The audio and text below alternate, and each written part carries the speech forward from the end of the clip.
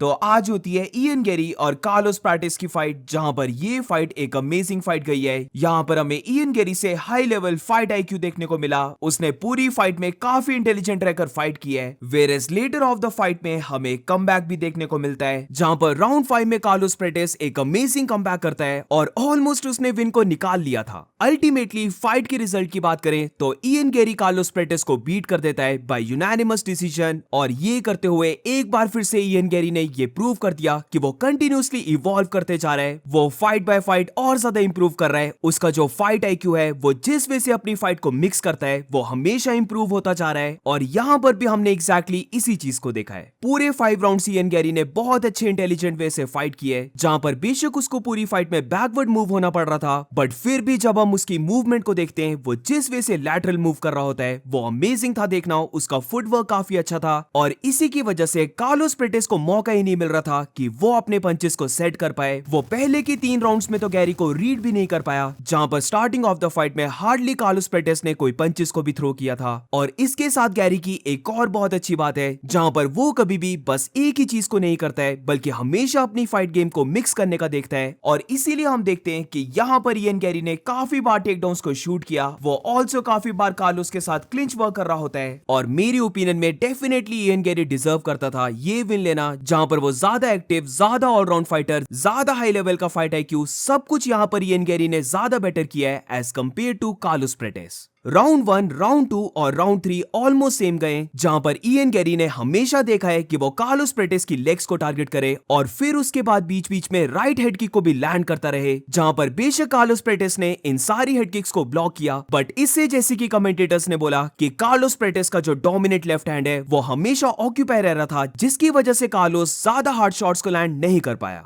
अब कार्लोस प्राटिस की भी बात कर लेते हैं, क्योंकि एक चीज यहां पर प्राटिस ने बहुत अच्छी की है और वो है उसका जैब लैंड करना। बट पूरी फाइट में प्रॉब्लम ये रही है कि ये जो जैब्स हैं, ये कार्लोस प्राटिस ने बहुत ही कम थ्रो किए हैं। वो इयन गेरी को केज के साइड प्रेशर तो कर ले रहा था, बट उस प्रेशर से एडवांटेज लेना ये कार्लोस प्राटिस नहीं कर पा रहा था, जहां पर मुझे लगता है कि स्टार्टिंग के राउंड्स में कार्लोस को और ज्यादा एक्टिव रहने की जरूरत थी। और मे बी जिस वे से उसने राउंड 4 के एंड में या फिर राउंड 5 में फाइट किया है, अगर वो पहले फाइट करता तो वो इस फाइट को विन कर लेता। बैकवर्ड मूव करते हुए कैसे फाइट करनी चाहिए, तुम कैसे अपनी मूवमेंट से जो ओपोनेंट तुम्हें प्रेशर कर रहा है उसे तब भी बीट कर सकते हो, ये एग्जैक्टली हमने इस फाइट में देखा है। जहां पर जब भी ऐसा लगा है कि अब तो इयन गेरी केज के साइड चले गया है, वो एक पोजीशन में फंस चुका है, तो यहां पर नोटिस करना इयन गेरी ने 2 चीजें की हैं, जिसमें सबसे पहली तो यह है कि रिगार्डलेस उसे टेक डाउन मिलता है या फिर नहीं मिलता है, उसने फिर भी टेक डाउन्स को शूट किया है, जिससे कि fight once again centre of the octagon में पहुंच जा रही थी। और इस पोजीशन में रेसलिंग के अलावा इयन गेरी ने यहां पर अपने पंच कॉम्बिनेशंस को शो करते हुए काफी बार ब्लिट्स इन भी कर दिया, जहां पर वो लगातार 5 to 6 पंच कॉम्बिनेशंस को लैंड कर रहा होता है, जिससे कि कार्लोस प्राटिस ने जो भी प्रेशर को डाला था, उसे सारे प्रेशर को गिव अप करते हुए हाई गार्ड रखते हुए बैकवर्ड मूव करना पड़ रहा था। और ये चीजें जब मैं इयन गेरी से देख रहा था, तो सच में ये इंटेलिजेंट वे से फाइट करना बहुत अच्छा था। जैसे मैंने कहा कि जब भी कार्लोस प्राटिस अपने जैब को लेट गो कर रहा था या फिर इन जनरल भी अपने ज्यादा पंचेस को लेट गो कर रहा था, तो हमेशा कोई एक ना एक पंच तो इयन गेरी के ऊपर लैंड हो रहा था। और फिर हम ये चीज राउंड 4 के एंड में देखते हैं, जहां पर कार्लोस प्राटिस मल्टीपल पंचेस को लैंड करता है और ये पंचेस क्लियरली इयन गेरी को हर्ट कर रहे थे।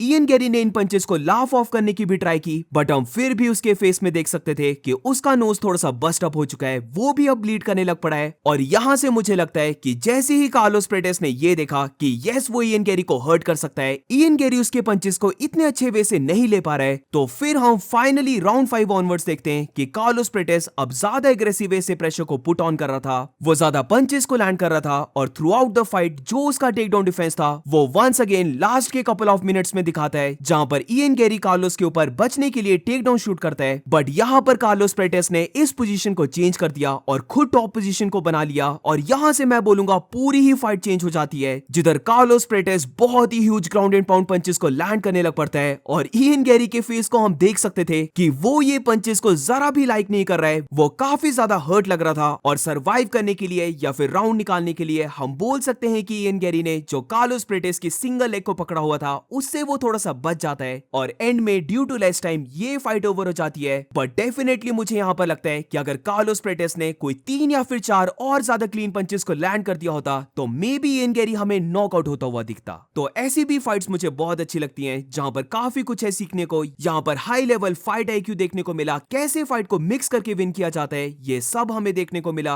और अब ये विन लेने के बाद वंस अगेन इयन गैरी अब टॉप पोजीशन में आ चुका है जहां पर मेरी ओपिनियन में एक और विन और इयन गैरी बेल्ट के लिए फाइट कर सकता है। अब रही कार्लोस प्रेटिस की बात तो ये पहली बार हो रहा है कि यूएफसी के अंदर एक फाइटिंग नर्ड बीट हो चुका है, बट फिर भी मुझे लगता है कि ये कार्लोस प्रेटिस के लिए एक बेटर फाइट थी। आई मीन वो पहले फाइट करने वाला था जेफ नील के साथ, बट शायद से इयन गैरी की फाइट थोड़ा सा ज्यादा बड़ा स्टेप अप हो गया, पर फिर भी कि वो फुल 5 राउंड्स फाइट कर सकता है और इससे वो डेफिनेटली और ज्यादा एक्सपीरियंस को गेन करने वाला है। उसका जो टेक डाउन डिफेंस था वो काफी अच्छा दिखा। ऑल्सो जब वो ग्राउंड में भी गया तो कैसे वापस खड़ा होना है ये सब कार्लोस प्रेटिस से दिखाए। तो अब देखते हैं कि ऐसा एक्सपीरियंस लेने के बाद कैसे कार्लोस प्रेटिस बाउंस बैक करता है। एंड दैट्स इट गाइस, ये इवेंट मुझे काफी गुड लगा, बट व्हाट अबाउट यू, तुम्हारी ओपिनियन में ये कैसा इवेंट गया? Do let me know in the comments. And also main event के बारे में तुम्हारे क्या थॉट्स रहे, डू शेयर, और मिलते हैं नेक्स्ट वीडियो में।